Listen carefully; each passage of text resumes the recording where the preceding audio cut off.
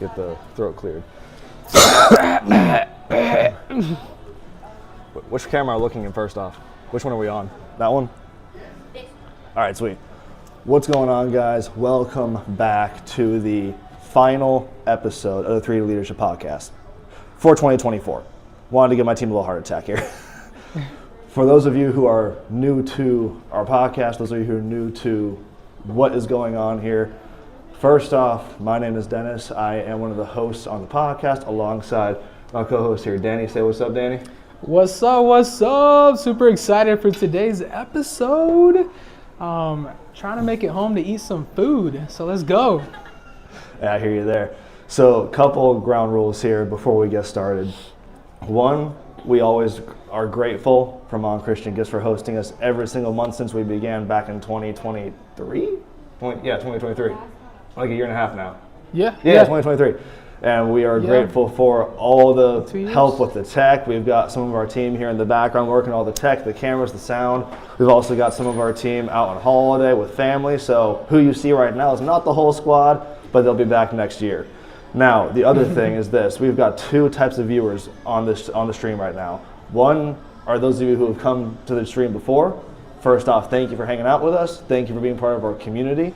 Thank you for the constant support. We hope we continue to add value through this stream and others. Those of you who are new, welcome.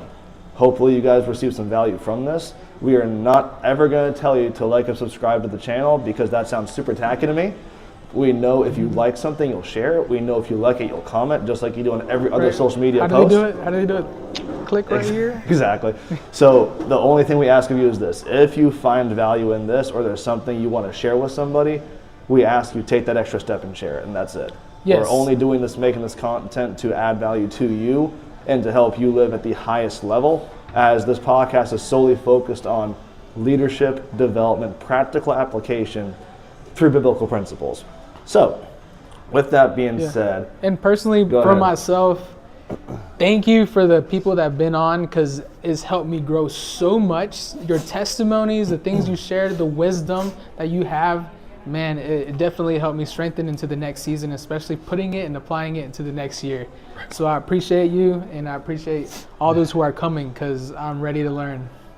Sweet. So before we get started with the subject today, there's a very special guest I want to introduce y'all real briefly. They are someone I met within the last 24 hours and also are an artist, make rap music, on fire for God. So do your best to, whether you're streaming online, whether you're in person, help me welcome to the couch my boy CJ over here. Come on in, buddy. CJ and Caden, right? What was it? Yeah, come on, Caden. Let's go. Absolutely.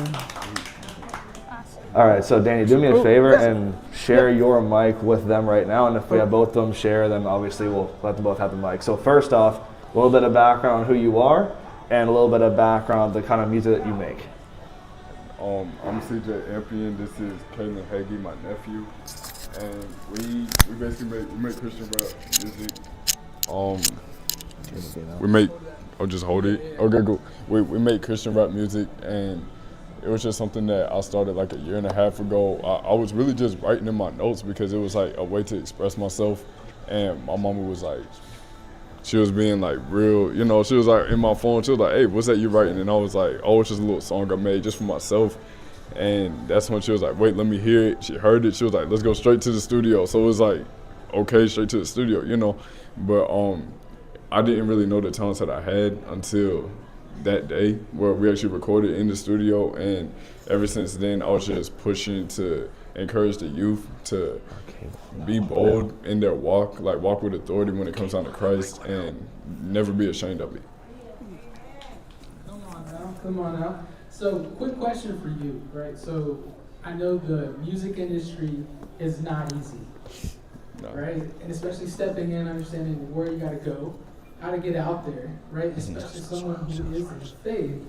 What is one of the biggest struggles that you've overcame recently? I would say one of the biggest struggles is, I say being told no. Being told no is something that I had to learn, like, to accept, because every no in our eyes is like a yes in God's eyes. Like, he's gonna open the door later, which my mom will always tell me that like this door might be closed, but there's another door that's gonna open up for you. You just have to pray and be patient. So that's something that I live by day, pray and be patient. And Lord behold, you know, just meeting Daniel the other yesterday, it opened up a door just to come out here and, you know, share our music with you guys. And just I had a moment just with him recently, probably like 10 minutes ago, and you told me something very, very important that just kind of stuck with me in my heart. Tell us about that album or that song that you released because of the trial that you were going through. So I feel like even with today's message being anchored in the Word and how important that is, because sometimes we get skewed on our perspective on what our walk and our journey with God is. Sometimes we feel like it should be just seamless, right? We should always have peace and no trials and tribulations. But just tell us how the importance of that trial that you went through just kind of brought a blessing. Yes, so there is a song where I couldn't write music at one point because I was just so trapped in my own mind. I lost faith, I lost hope. So when I tried to put the pen on the pad, it was just like God's like, no, you're not writing anything false. You're gonna write what I want you to write. So he was like, after you get this breakthrough, then you're gonna write. But right now, you need to have faith in me, lean on me every step of the way. So I got my breakthrough at church. And the day after, the pen is just flowing. It's like, okay, I wrote a song. It's called Release. And it's going to be on my next album that will be coming out hopefully sometime next year in January. But it's a song called Release. And it was just about releasing myself to any struggle, any pain, letting others know that God got it no matter what. Wow. And go a little bit deeper, right? So like on the things that you were struggling with, how did that even help you write that song? So basically, with music, and writing and putting stuff out, you can't be ashamed of what you're putting out. You can't be ashamed of it. So as a Christian, you gotta let others know that no man is perfect. No man is perfect, and that it's okay to go through trials and tribulations. It's okay to go through it because we go through it. We get through it. We get through it with Christ. So it's like the struggles I was going through was just staying connected. I couldn't stay connected with Christ. It was like I would be easy to go off track and get off the road. But I went to church and they gave me the word that I needed to keep going, to like reset myself and to find Christ again. And that's what got me to get back right here. Okay, a little man here. So what's your name? Kaylin. Kaylin? Okay, so tell us how did you get into this new song with was it your brother? That's my uncle. Oh, your uncle. Sorry.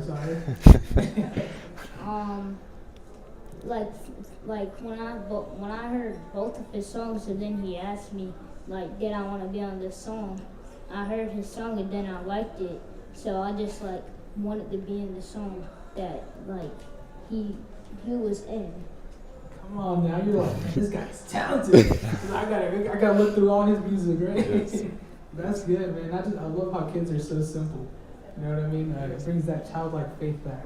It's very important to get the youth involved, so we like it. So one question to kind of get you moving on your day. So for 2025, what's musically the thing you're most excited about regarding your music? Is it a new song idea? Is it a new album you're planning on releasing? Like what's the thing that's driving you to make the next one or two albums for 2025? Definitely a new album is coming out. I have a lot of songs ready. I just haven't released. We're gonna wait for the album. The album's gonna be called Faith and Focus. Ooh. So it's okay. It's something that it came to me with not only my situation, but like for all my family. We've all had different trials and tribulations. But I think Faith and Focus really came out to my brother Cedric, who he is locked up, but like where he's at it saved his life. So him being locked up, it was like a kind of like a timeout for him to get connected with Christ and really push his life forward. So like it took Faith and Focus to realize that like him being in that cell is what saved his life. So, and then for me, staying focused on Christ, it's gonna keep me moving forward, open up more doors, kind of like being here right now. So, yes. So tell us exactly how this even happened. How are you even here right now? So it's crazy. We was walking at Harris Teeter. I don't know why we just decided we're like, you want to go to Harris Teeter? So he's like, yeah, let's go to Harris Teeter. So yeah, it was that game. We're playing a game, and then we saw a whole bunch of like desserts and stuff, and we're like, man, I want some desserts. So we're like, okay, let's go. So we went, and it was like, I don't know, we just started walking around. Like, we saw the desserts, but then we left, and then we started walking around the store, and I'm just like uplifting people because I said out loud, I'm like, this place is a little down right now. You know, the atmosphere wasn't where it should have been. So I'm just telling people, oh, I like your shoes, I like your hair, I like your shirt, I like your nails. You know, I'm just saying stuff. And then we go back to the dessert area because he wanted some cookies, right? Okay, he wanted cookies, and that's where we saw your son.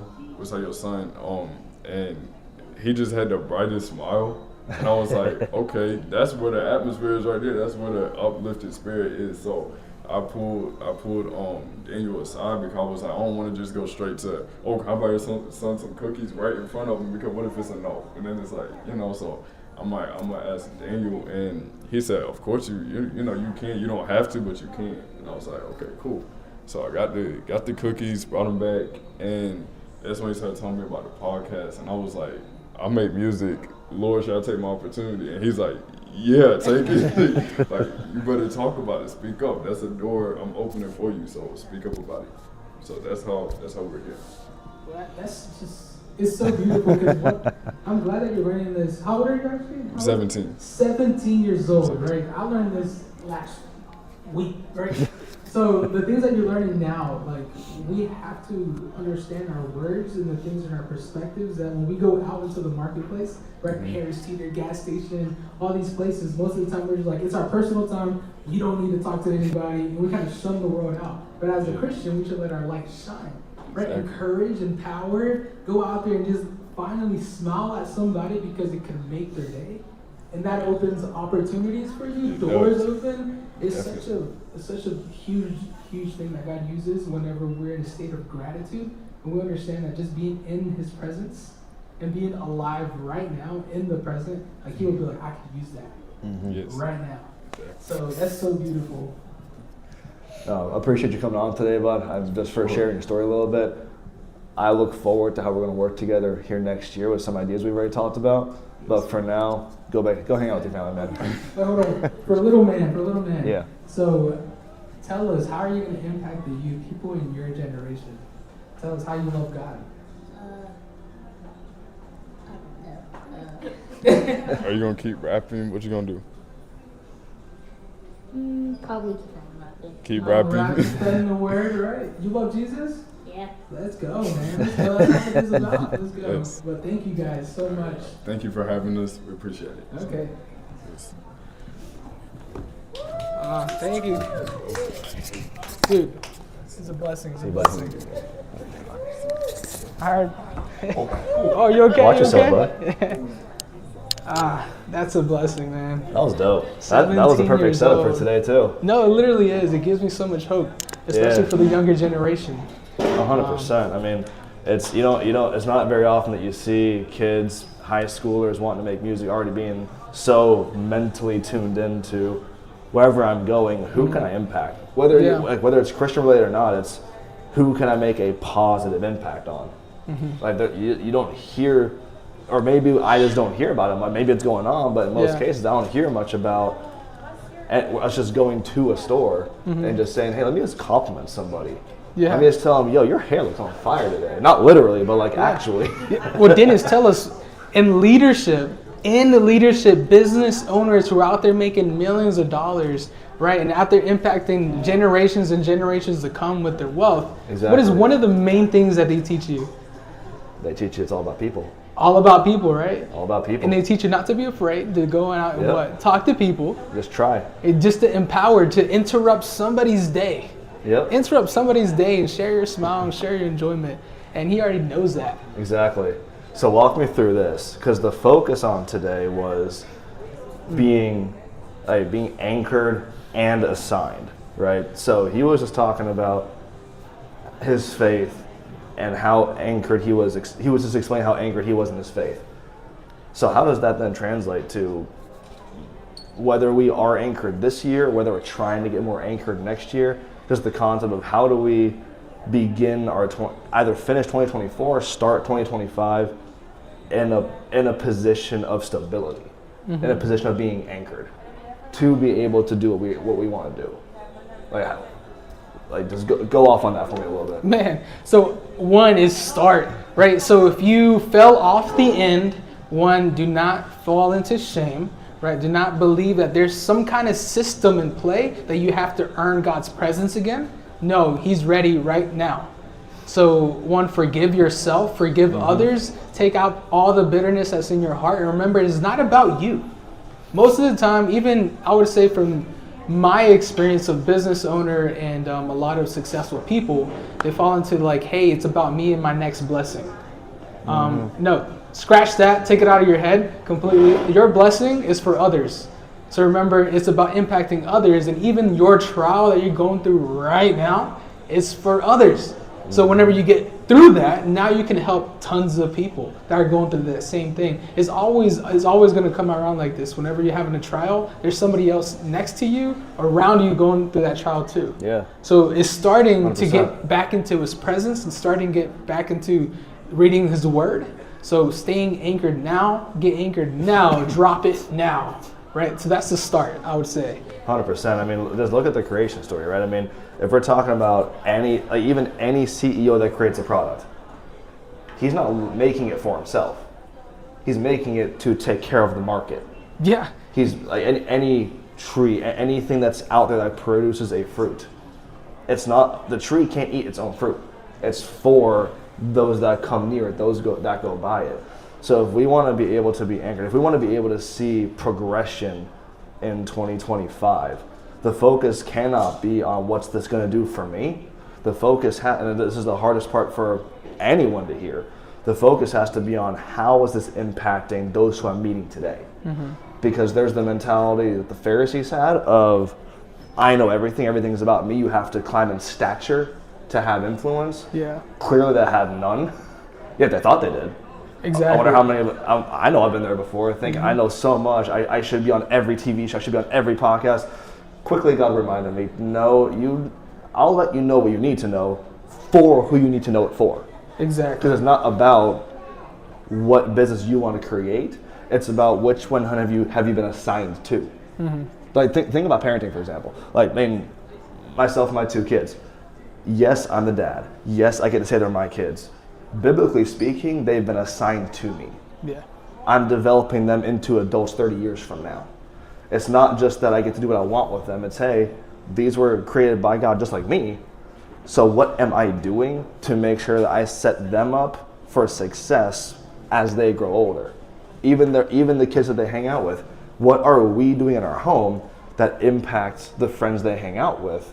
So that it's not just about my family being successful. It's, hey, let's find a way to create a fruitful network, not just my home, but hey, how can we make such a big impact that we can simply duplicate principles that can truly show long-lasting fruit versus just, I made $1 million this year, okay, next year what's new? Exactly. Nothing. And even to that point, because the network is so important, it's okay to let loose of some toxic networks that you have to grow. Oh yeah. Right? Those are going to pull you down. Those are going to take your energy. Those are going to take all your time. And sometimes they don't even know they're doing this, but they don't want you to succeed. They just want what's new to them, or not new to them, but what's common to them, and they're comfortable to stay comfortable. Stay comfortable. Yeah. So it's okay to let go of those networks to grow. It's actually kind of selfish for you to stay in those networks because you know better. You know the word, you know the king. So it's good for you to grow, to get more knowledge, to get more wisdom, to stay anchored. So there's going to be a season for you to be able to bring them with you, right? Your light's going to shine so bright that they're going to see that. And then one day they're going to ask how. And when they ask how, you got to be ready, equipped, strengthened, fully armored up, so you can be like, hey, I can show you the way. But if you don't do that, they don't know any other way. They're looking for somebody to succeed, looking for somebody to stay anchored, to show them that type of hope. But if you don't do it, who is? So it's okay to let go of those networks for now, for a season to grow. Yeah, a lot of what I'm hearing from you too is the concept of habit development. Because a lot of, yes, it's important to start, but starting only gets you the first step. Consistency gets you the results. And I think a lot of times we find that even in the Word it talks about remaining consistent, staying persistent in prayer, staying persistent in our relationship with God, or being persistent in your business, whether you're a business owner or even an employee. You're not going to go from entry-level sales rep into VP of sales in 2 years by just doing what a sales rep's supposed to do. You got to be willing to do that every single day and do more on top of that to showcase your company, other companies. Say, I'm prepared to take on more. I'm prepared to take on more. But the thing is, we are a culture of instant gratification versus staying consistent. You've probably heard that several times. You've probably seen it on a bumper sticker. You've probably seen it on your parents' microwave. You've probably seen it on their fridge. I don't know. But it's such a simple concept that we've almost, I don't want to say dumbified it, but basically it's lost all of its value because you hear it so often. The problem is when we hear things too often, we begin to become numb to what it actually means. And you've probably heard so many biblical phrases, so many one-liners that you're like, yeah, that sounds good, but does it really work though? Well, the question isn't does it work, the question is have you tried it? Because see, I can try to go to the gym once and squat like crazy and I can pull every muscle in my body and it can't work out for 6 months. Or I can start easy, I can start relaxed, and I can begin to work my way up consistently, and that's how you get to the end result that is the shape and figure that you want to have. The problem is, even when it comes to our faith, when it comes to anything you're trying to achieve in life, one of my spiritual mentors, they've recently told me that you probably feel like you're the furthest thing from growing your relationship with God. And that's exactly how growing in Christ feels like. Because it's not that you're going to feel more confident, it's you're going to feel more unfamiliar. Because I was being taught you're literally getting to know a new version of you and a new version of God. Like he's just taking you into a deeper relationship, which means you're in territory you've never been in before. Yes.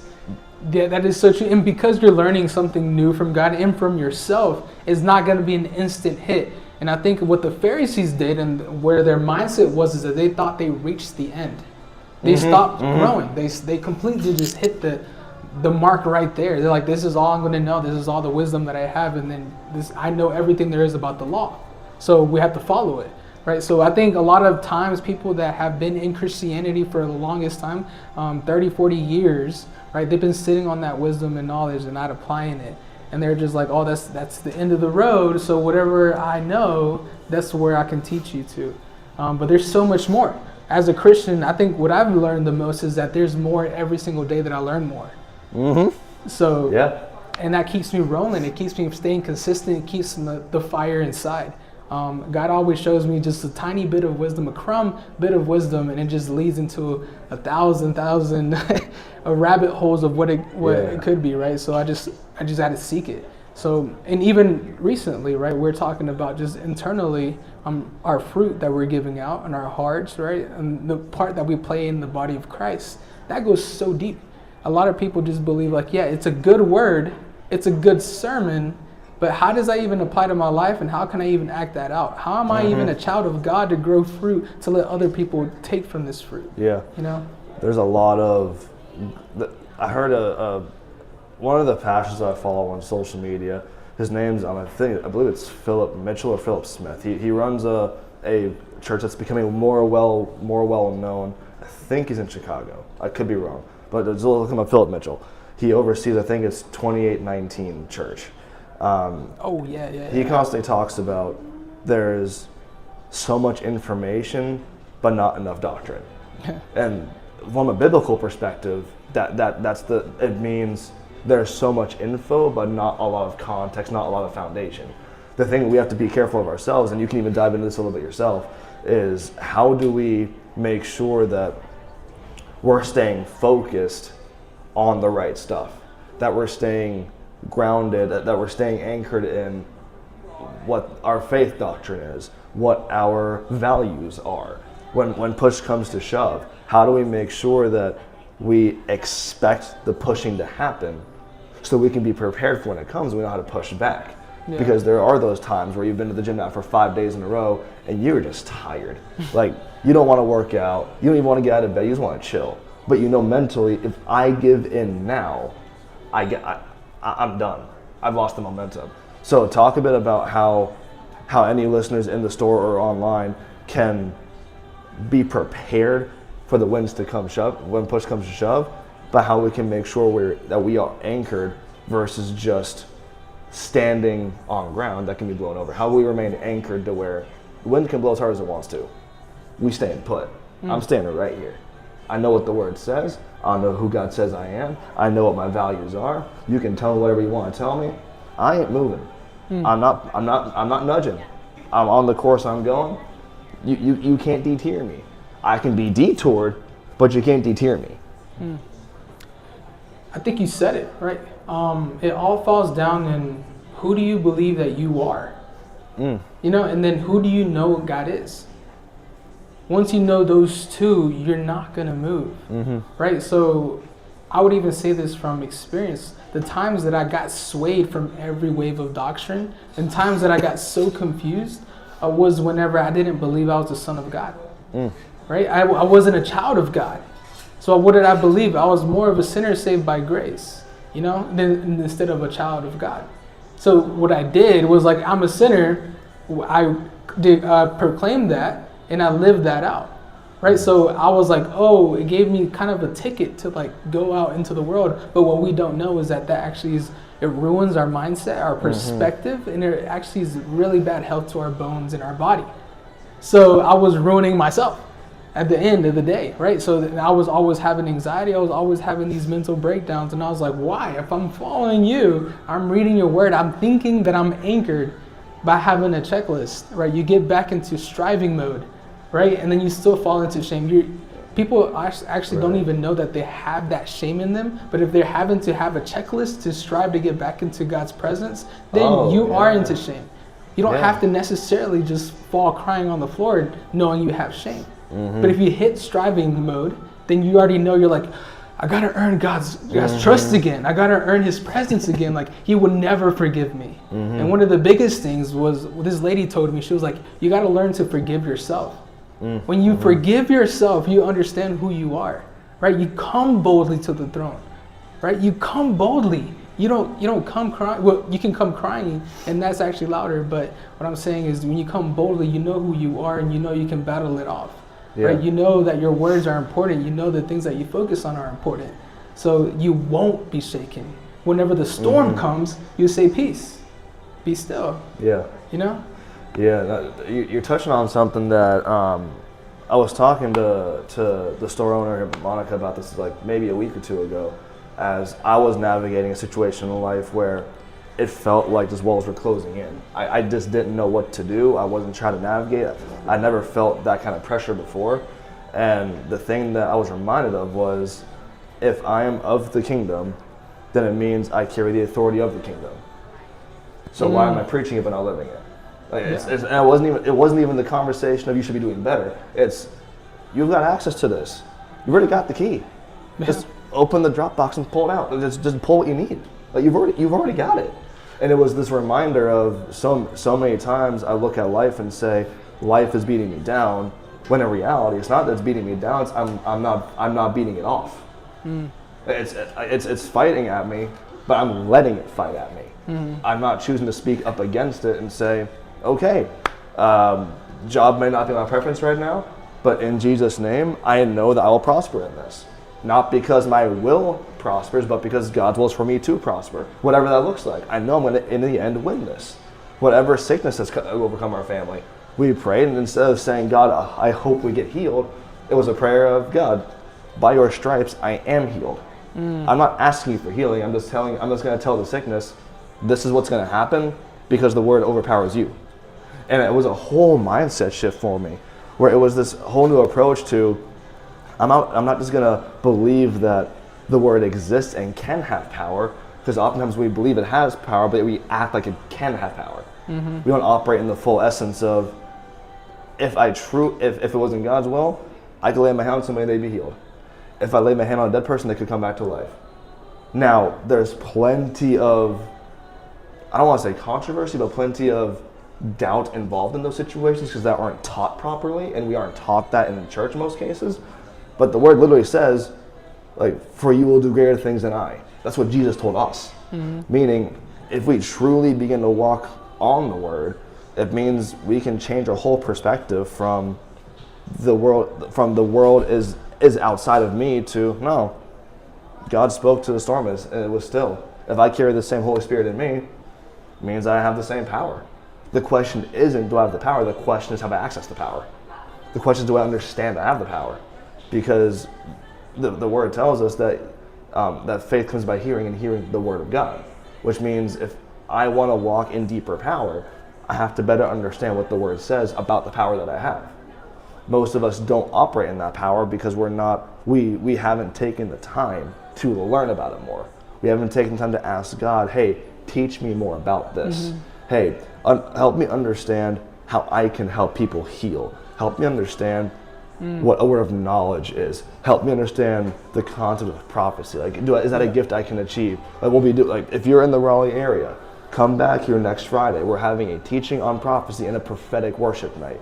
If that's something you're not used to, if it's something that makes you kind of shaky, if you're nervous about that, It should. come hang out next week here in Raleigh at the store. We'll be here at 7 o'clock on Friday. Experience a prophetic worship night. But it's those kind of steps of action that tell us, okay, it's not just I believe that God died for me. It's I actually want to pursue a deeper relationship to understand the power that I can operate out of. And again, it comes down to your perspective and experience in the Word, with especially relationship with God. When you're starting to understand, is less of you and more of Him. So less of your will, less of your desires, less of everything that you want, and more of what He wants.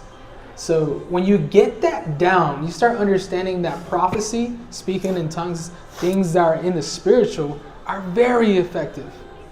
Most of the time people that have a problem with those things is because they think it's about them. Like, oh, that's not how God works. Prophecy works to edify the church. Tongues works to edify your spirit so you can edify the church. Okay? So, guys, again, it's less of you and more of Him. When you have that down, you will start applying and being open to more things of the Spirit, right? More things, especially in your trials and tribulations. Again, that is not for you. Maybe to strengthen you, but understand that it's for you to overcome it so you can show the glory of God through you so other people can have hope. It's not for you. So the biggest stronghold that we find, that from people I've spoken to, is the enemy does attack you after you've taken action, don't get me wrong. But his biggest focus is getting you before you even take the first step.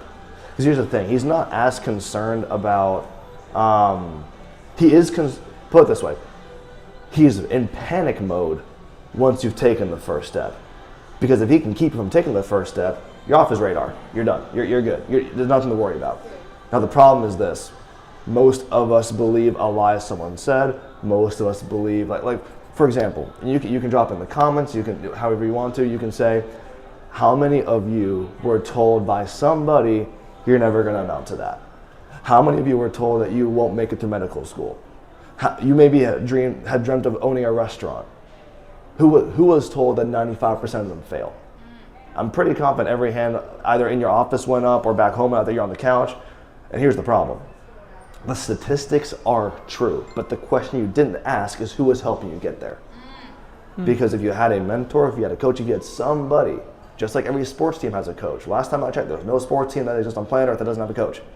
Because they need someone to guide them on improving their skills. They need someone to keep an eye on where they're weak.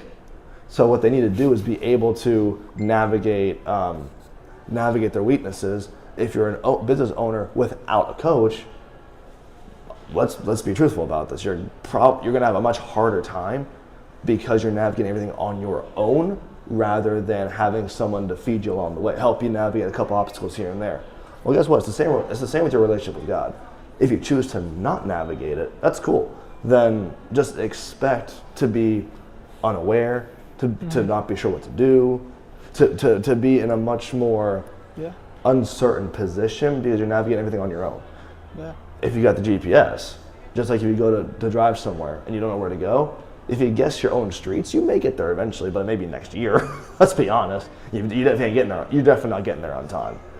But if you use a GPS to get somewhere, if you use your word to grow in your faith, believe it or not, a coach, a mentor, the word, they're designed to help you grow. They're designed to help you get there quicker.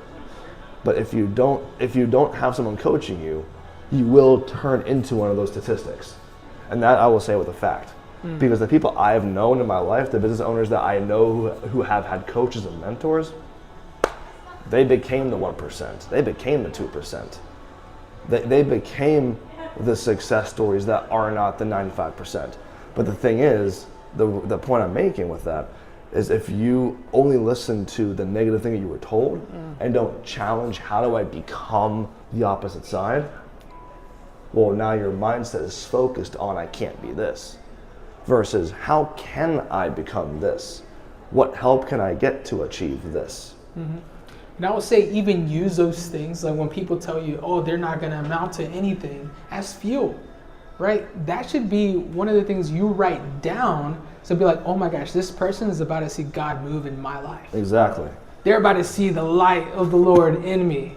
Yep, because of what they said, now they're gonna hold me accountable to that. They hold you accountable to that. So when they hold you accountable, just make sure that they see the move of God in you.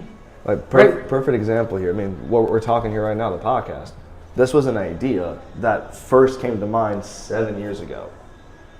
As I've said in multiple other teaching moments, 2,000 days or more to wait for a word to pass. That's a long time. But here's the thing. When we first met as a team to discuss the vision for this podcast, the way everyone hears of it is this. It was conveyed as dirty as the Amazon River, but was going to be finished as clean as the pool water in someone's backyard. And we've seen the growth, haven't we? Oh yeah, we've seen that. Now here's the thing. Yeah, saying me though. I don't know how quick. Actually, Bailey, hang on to that camera first. I want to do an experiment here. So. What I want to do is you guys can probably see her zoom into one of our faces. You can see her zoom out of our faces. Like you can just move the camera around. It's okay. Just move it around. The reason why we can do that is because God blessed us with brand new equipment last month. After 18 months of having a phone, a tripod, and the old tripod was broken too. So we were working on broken material. Literally. But how many times have you been told that God likes to use broken things? Yeah, we still did it. Right? Exactly. We still showed we still did it. And now we've got 2 tripods, 2 high quality working cameras, a whole new computer setup, all given to us by people who believe what God was doing in the podcast and are allowing us to leverage it. So what you're seeing now, the way you're watching us, is literally God providing after a step was taken. I had no clue what to expect. They asked me every question under the sun. And what did I say? Oh no. Yeah. Look, I had no idea. Why did I follow? I have no idea. Yeah. But and to be honest, there was a few days where I asked myself the question, why are they following? Like there was several days where last minute technology went wrong. The streams went down. Everything was telling me in my mind, this isn't supposed to happen. Then there's that one voice. Well, there's technically 2 voices. There was the voice of the Holy Spirit that constantly impressed it on me. And there was the voice of a spiritual mentor that kept me in line saying, yeah, that's supposed to happen. Like, it's supposed to mess up. It means you're making a difference. Now figure it out and keep pushing. And now is it 19 months, 18 months, 19 months, around there, 20 months? Somewhere, I don't know. Somewhere in the high teens months of us going live and now God's opening doors for all these other things to take place outside of just these recordings. But the point is, a step had to be taken. And the most ironic part was our interest meeting was on April Fool's. No joke. We met, and Monica remembers this. It was an April Fool's, and I legit messaged her that morning saying, I just realized it's April Fool's. I really hope people don't think this is a joke. I really wonder if people are even going to show up. I came for a different reason. I didn't even come for that. And Monica was like, you should like sit down with them. I'm like, I don't know. You might take up too much of my time. Exactly. To that point, we didn't know what to expect. And now we've seen the impact in lives across different schools wanting to partner. God literally opening different doors because of a single yes that took place. And now we get to experience the growth of that. But it didn't come without first remaining anchored in faith, knowing, okay, this is what God's assigned me to. I don't know how we're going to get there.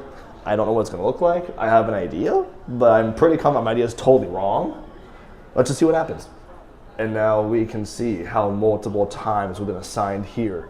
We've been assigned in Wendell. We've been assigned in Raleigh. We've been assigned in all different environments because we finally stayed anchored, and now we can be assigned. And I think just touch a little bit. So what's the difference between a calling and an assignment? So I love this question. A lot of people, they confuse those two, and they think that their assignment is their calling. And they get either discouraged, they build a lot of doubt. And even I've seen it in this season, fear and doubt is really killing the church. Killing their identity, killing everything that they've been called to do, and it delays so much. So just touch a little bit on that. Yeah, so the calling and assignment. Calling is we've all been called to the Great Commission. We've been given one general assignment of go out and make disciples of all nations, baptize them in the name of the Father, Son, and the Holy Spirit. Our calling as believers is do this. You've been assigned to fulfill this task. A more specific assignment is God saying, hey, I'm calling you to do this in this season. I'm calling you to perform, to go to this school. I think God's calling me to be a doctor. That's an assignment within the greater calling. Yes. And a lot of our focus oftentimes, because I don't know if God's called me to be a doctor. I don't know if he's called me to be a professional athlete. No, they could both be true. He has called you to make his name known no matter where you go. Exactly. The assignment specifically is the vehicle in which you're doing it at that point in time. Yes. Just like you have an assignment at school. School is not the assignment isn't the school, but you go to history class, you go to science class, you're being given assignments to do. It's a segment of that day for the greater class to learn something. Same as your calling. Your calling is what you were called to do, is making disciples. The assignment, the purpose is these are the different ways and the different phases of how God's going to have me perform that. So this podcast, for example, it's just an assignment. Yeah. We talked about this like last week. We don't know when this might end. This is just an assignment. This is not meant to be the end-all, be-all. No. This podcast has done more for communication for me, for you, and it's opened doors outside of this thing completely, simply because there's skill sets and there's different things we learned through this assignment that we're not able to apply to other parts of our life.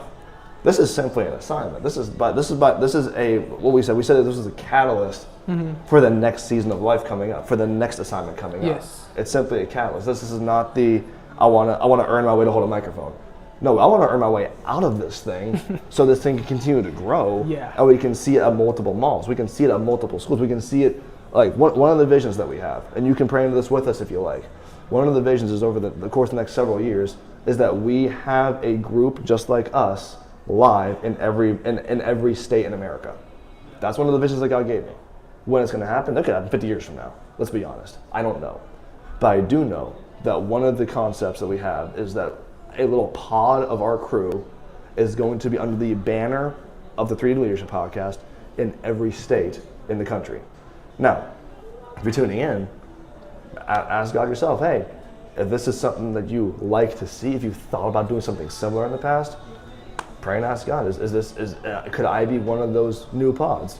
Could this turn into something for me? Am I part of this greater assignment to bring leadership development back into everyday life?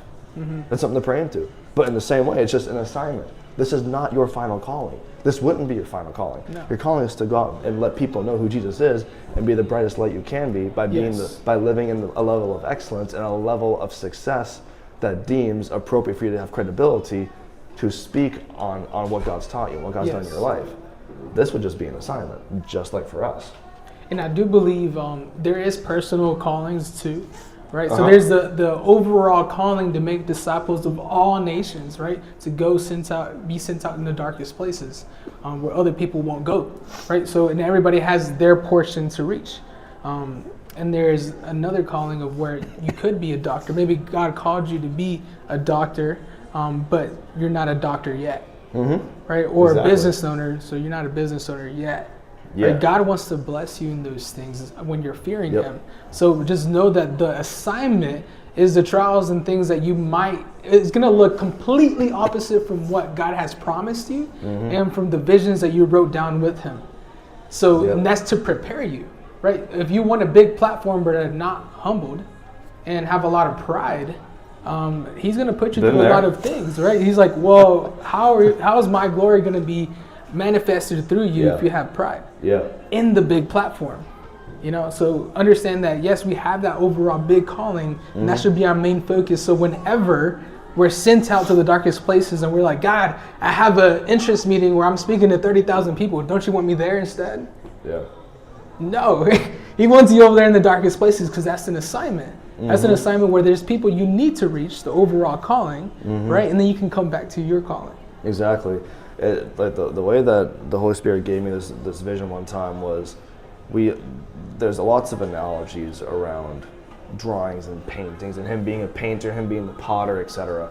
One analogy He gave me was this: what we often do is we have a canvas and we start drawing paintings and start drawing pictures. We do our absolute best work, and then show it to God and say, "Look how great this picture is! Like, is this something we could do?" And then He shuts it down, and then we walk away from God. The other vision He gave me, which is more accurate to how He sees it, excuse me, is we have the canvas in front of us, we have the paintbrush, and we say, okay, God, help me paint. Now, you start moving your hand, but He guides where the hand specifically goes.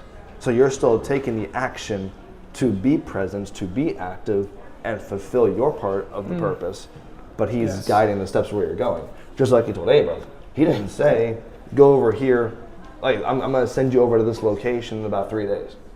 No, He said, you go to the place I will, not have, I will show you. Which means that from a grammatical perspective, last time I checked, will was a future thing, not a past tense verb. Yeah. Have is past tense or present tense, which means He should, if it said, to the place I have shown you, it means He already knew where to go. Abram had no idea where to go. He just started walking.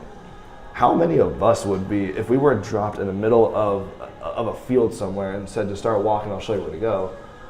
I'm pretty confident I want to say, I'll just start walking and let God speak. Part of me wants to say, Run. you think I'm about to walk wherever I'm, you about to show me where we're going, God. Imagine if it's dark. Even more so. And this is the thing that always gets me, is we read these biblical stories, but then we don't actually like envision what that actually could have felt like. Like, imagine hearing God's voice speaking to you and saying, go to the place I'll show you. You're in your office, you're at home on your couch, and He says, go and I'll show you where to go. So I'm just supposed to get up and start walking? Like, what are we doing here, God? And that's all He says.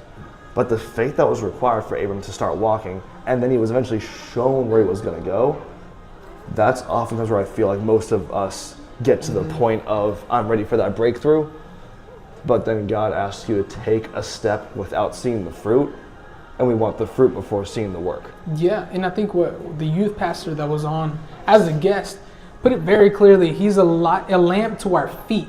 Why the feet? Right? Why didn't He say a lamp to our path? Like, He doesn't want us to see the path. Light unto our path. That's You right. know, so He wants us to look at our feet because we have to take the step to see the surroundings of where our feet is at. And He will show us when we take the step, when we're faithful enough to take the step. And that builds obedience with Him, trust with Him, into the next level with Him. Versus if He was a light to our path, we would see the trials and tribulations in our path, and we would not go. We'd be like, God, that's definitely not from you. You know, I've been there many times. I'm like, oh, God, that does not look like you. But then I read a passage in the Bible, and it's like, He told Jesus to go in the wilderness. Yeah. Come on. I love the story of David. I mean, you hear it preached all the time, but what you don't think about is the parts of the story that you don't hear. Like, we hear that David slayed Goliath with a sling and a rock. And we hear that he was tending the sheep before he ever did that. What we don't hear much about is how many bears did he have to fight off? How many predators to the sheep did he have to fight off? How many hours of how many constant slings and rocks did he have to sling around to make sure that the sheep stayed safe? the amount of practice that guy got, the amount of repetition he got, to that one moment of public glory where God assigned him to go to the Goliath, he took one shot at the dude, and the guy plopped down. People think that it was just it was a strategically hit one-shot kill. In that moment, it was a one-shot kill, but you forgot the 1,000 other shots he took to get to the 1,000 of the first shot. Exactly, and the things he had to face. Right? Imagine how much boldness. I want people who are watching right now. If you had to face a bear and beat it, face a bear and beat it, how much more boldness are you gonna go to when somebody who's jacked up goes to the gym a lot, comes to you and is like, "Hey, you have a problem with me?" I'm like, "Dude, I just fought a bear. Yeah. Are you serious?" I'm gonna have so much boldness. So I'm like, "Dude, you don't want to mess with me because the God that lives within me, Yeah. he backs me up. You don't want to know him right now." Exactly. And I think that really brings home the best point of all, which is the best way to stay anchored is to remember that you have dropped your anchor, which means stick to it.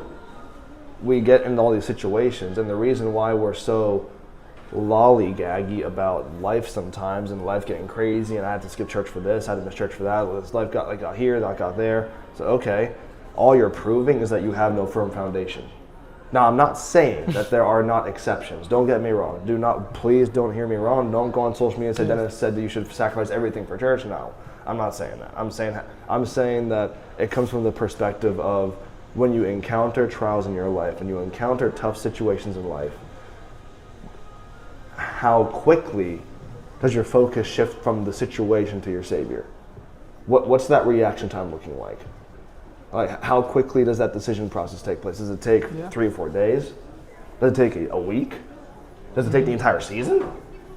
Or does it take a single second to know, okay, something's coming out of my family. Before I start fighting you, let me talk to the guy who already won the battle. Because we're fighting at it from the perspective of, I need to win this. We're not fighting from the perspective of, the word says victory's already been won. So you're trying to fight a battle you've already lost. I'm good.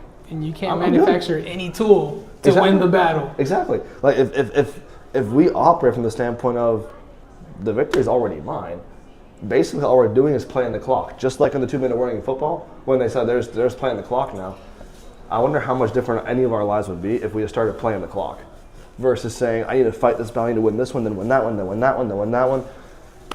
You're going to drive yourself crazy trying to win every battle. You're going to be exhausted. Yeah, isn't it your battle? And you're going to realize that you didn't win at the end. Exactly. So that's going to discourage you, bring a lot of doubt in your life.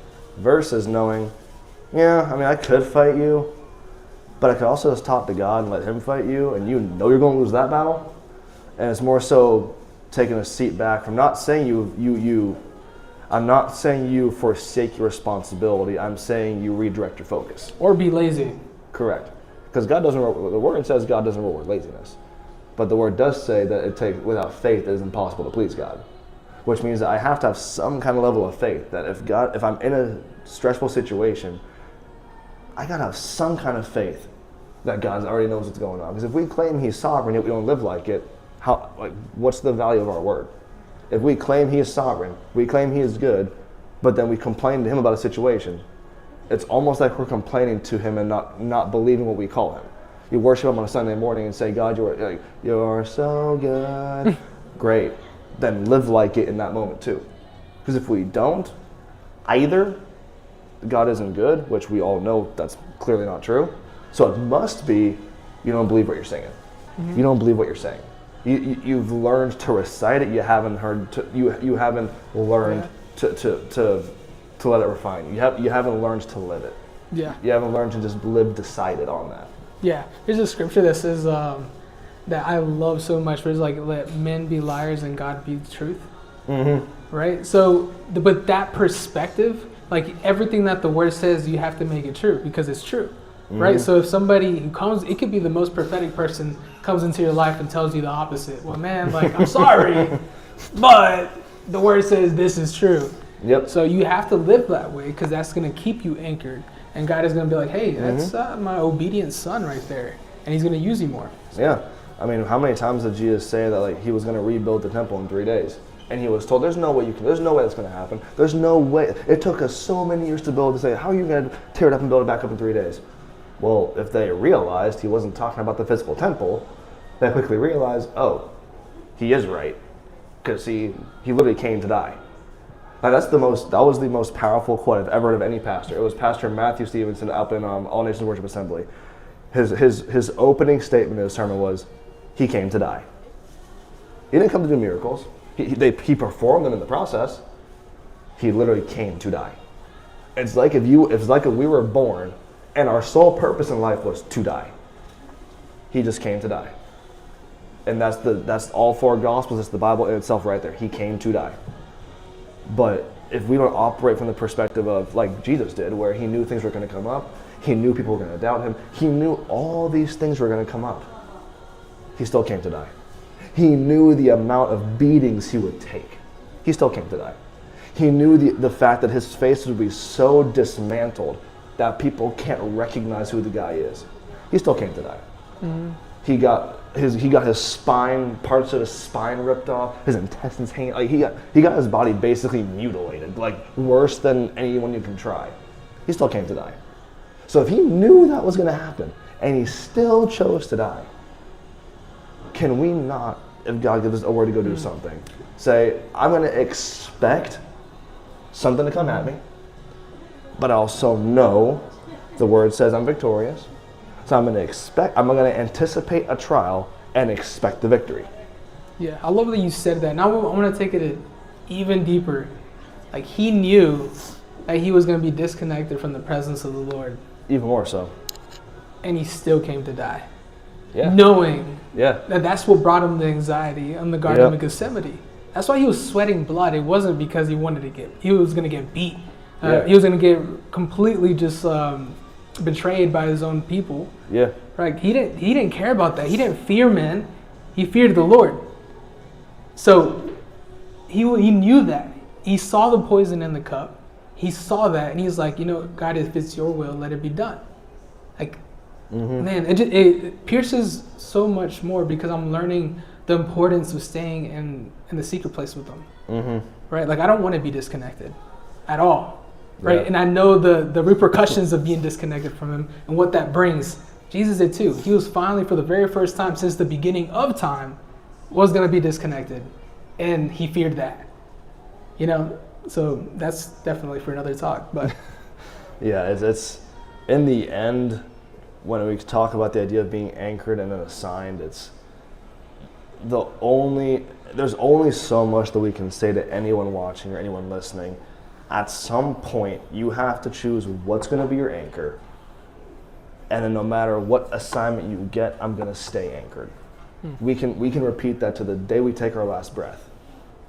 But if you don't choose where you want to be anchored, whether it's the Christian faith, whether it's another set of values, whatever it may be, I personally recommend the Christian faith. That's just me. That's just our team. But whatever you choose, just don't be swayed by the wind. You don't have to be a believer to see these principles come to life in your life.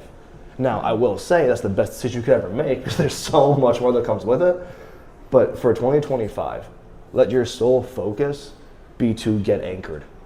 Stop being blown by the wind left and right. Stop being just like floating in the ocean, seeing where the winds take you. You're gonna end up in the same place because in the end, you're actually not going anywhere. You're just being blown back and forth all over the place and have no clue where you're going. So get anchored, and then be prepared for assignments that may come up. Because just like being a business owner, you have to stay anchored to your business, do things that are benefiting your business. And there's going to be assignments, different marketing strategies, different sales. But there's going to be different parts of that business that need your attention that you're being assigned to focus on and grow. So if you want to see a different 2025, if you want to have a more structured, more consistent 2025, get anchored, and then be prepared to be assigned. Yeah. Don't sway from it. And just see what happens at the end of the year when we come back to this episode next year and do a yearly recap.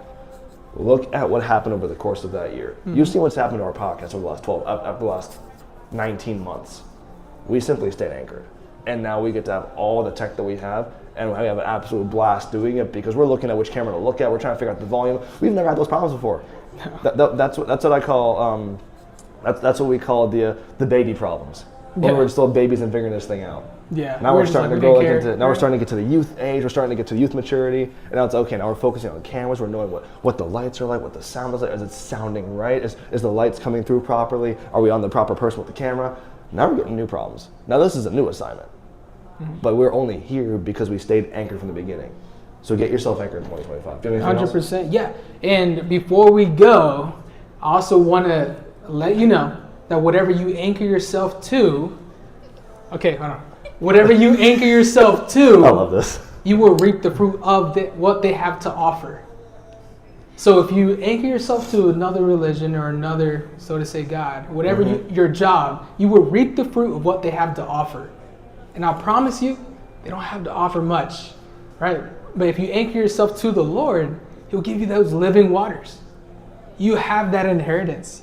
You have that peace. You have that joy that surpasses all understanding. You have that within your life. And you need it, and it's health to your bones. I promise you, from experience, you do not want to be anchored to anything else but the Lord. But, yeah. Now, with that said, to close us out today, I want to invite the store owner, Monica, to come up. She's been the one backing everything we've done. She's been the one supporting us from day one. She had a few words to share. I do. Whatever. You can take my spot. Thank you. Hi, guys.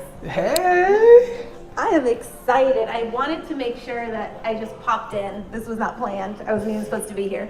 But I wanted to just tell you guys, you and Dennis, so don't leave, Dennis, just how proud I am of you. Of you all. Oh. This right here. There we go. There it is. There it is. I just wanted to say how proud I am of you all, the whole team. And I wanted to kind of share with your listeners from my perspective, what I have seen in you guys and how you got to where you are. And so, so many times I'm over behind the cash register and I'm just watching, or you guys will come up and share things with me.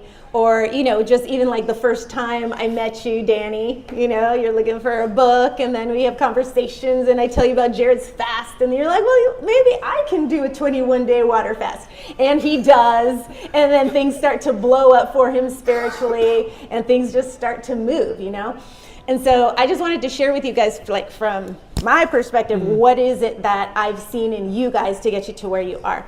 So one of the things that I noticed was you weren't afraid to ask questions. You haven't been afraid to ask questions. In fact, every opportunity that you have, you ask questions. That's true. That's how we run the podcast. Wow. It's all questions. It's all questions.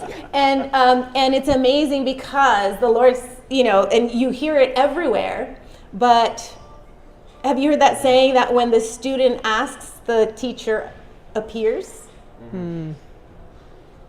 Wow. Yes. And so those who are not willing, because there are a lot of people with doubts of different kinds and like, well, how does this work? And how, you've always like, what did this dream mean? And what does this look like? And what about my, at work or with my family or whatever it may be, what does this look like? Without asking and taking the initiative to ask, you wouldn't have received what you needed in the moment. So God always wants to meet you where you're at, but you have to ask him the questions and let him know where you're at. He knows where you're at, but he wants you to be the one to take, like you were talking about, take that initiative. So that's one of the things I noticed. Another thing that I noticed about you guys is that you're always in a place where there are people who know more than you do.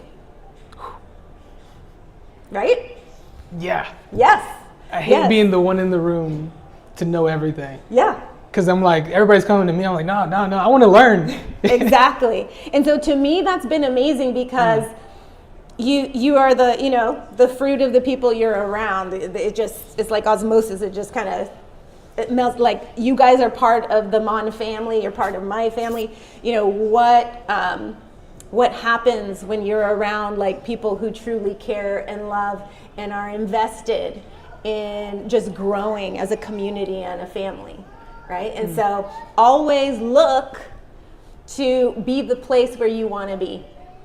and be bold enough and courageous enough. I mean, remember when we went across the street? Oh yeah. We walked across the street. We're like, we have no tickets. How are we gonna get in? And we're like, we just walk boldly with confidence. That's right. And they let us in. And so, so it's just being willing to go where no one else will. That's how you get these revelations from God, right? Another thing is just humility.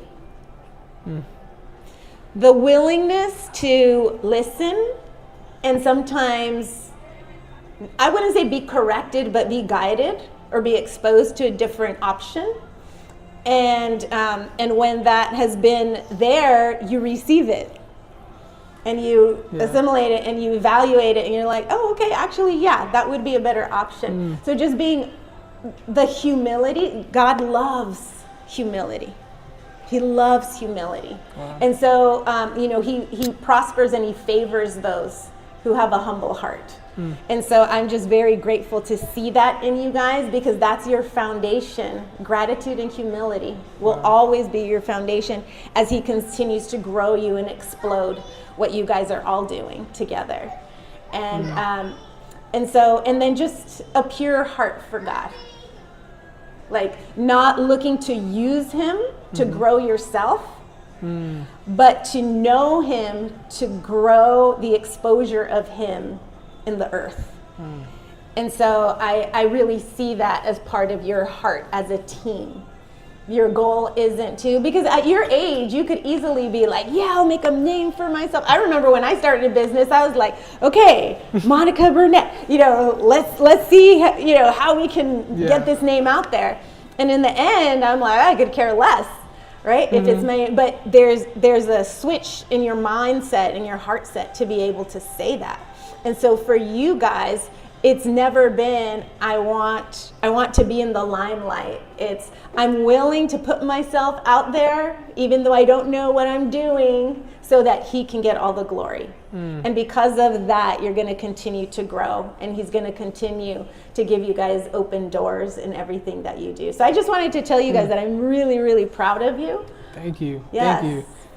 And I'm trying to get better to receive things like this. Because I don't even know what to say sometimes whenever people. But one thing that you did tell me a long, long, long time ago is that we're open vessels to bring heaven down to earth. And that gave me a perspective to always be learning and to always be open. So I never want to be the one who knows the most, because I realize in myself when I go home and I lay in my bed, I'm like, I know nothing. Like I know nothing. So like, what do I have to offer to other people? But I know they will come and follow once the fruit starts to grow. If I'm being that open vessel, if I'm bringing heaven down to earth, they're going to see that. It's going to show for itself. It's nothing I can mask, because later on, if I do mask it, then it's going to expose me from all the hidden dark places that I've masked. So I was like, I don't want to do that. So just do it now. Just be humble and go along the way. And I've seen that through you. I've seen that through the obedience that you have towards people and towards God, and just how open you are. It really is. The obedience with you, it just strengthens my faith to be like, I want to be that obedient. And especially when you heard from God every single time. I remember when I was learning how to hear from God, and you're just like, yeah, God told me. I was like, if I hear that one more time, I'm like, but it had me to just question and I wanted to seek that. Speaking in tongues, right? So like all those little things that I didn't know that most people would even shut down because of their understanding of it. You just brought it out, and I was just like, how do I get that? God, like, come on, like, am I not worthy enough? Those little things. But thank you, Monica, so much for helping me grow. Amen. So much. Amen. I love you both so much, and Josie and you and the team. It's just, you guys are just amazing. I love that this generation is leading, and that's what you guys are all about. You guys are all about leading, and you guys do well because you're not leading so that you can have followers. You're leading to create more leaders, and that's very different. And that's what God wants. He wants multiplication of His kingdom. He doesn't want people who turn and idolize their leaders. He wants a lot of leaders who know who their foundation is, which is Jesus Christ. Wow, that's amazing. And it comes with the cost too.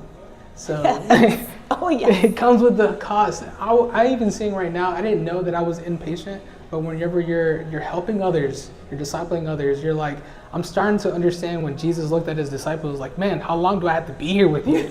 Yeah. Like, I'm like, God, it's literally right there, guys. Like, apply it. Yeah. But I'm learning to be patient through it, because the more patient I am with them, it shows just the love of God, Yes. right? And they grow better. If you Yeah. force something, it's gonna be kind of like half made, you know? You Yeah. want it whole. So Yeah. I love it. So congratulations. Another year. yes, It's God. incredible. And we'll see what next year brings. yes. God is good. So New Year, Happy New Year's to everyone. We'll Yes. see you next year. Signing off, guys. Have a great rest of your year. I'll see you guys in 2025.